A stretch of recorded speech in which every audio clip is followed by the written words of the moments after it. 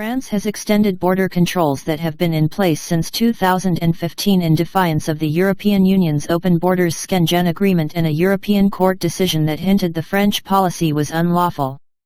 The French Council of State gave the go-ahead to renew the border controls, which have been renewed every 6 months since 2015 on Wednesday, allowing France to continue to patrol its borders with other European Union (EU) member states despite France being a party to the controversial Open Borders Schengen Agreement.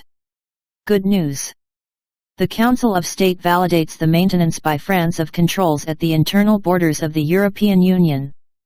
These controls are necessary to prevent the risk of terrorism as much as possible and to control migratory flows, French Interior Minister Gerald Darmanin confirmed this week. Earlier this year in April, the Court of Justice of the European Union stated that countries subject to the Schengen Agreement were allowed to suspend the treaty and restore border control for a period of up to 6 months.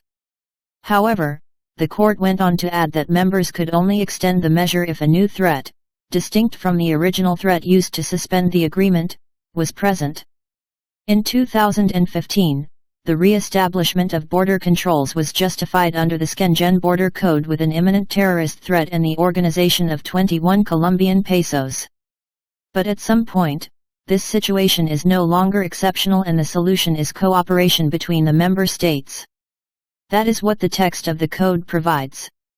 This should have led France to suspend controls, law professor Serge Slama told the European Union-funded website InfoMigrants.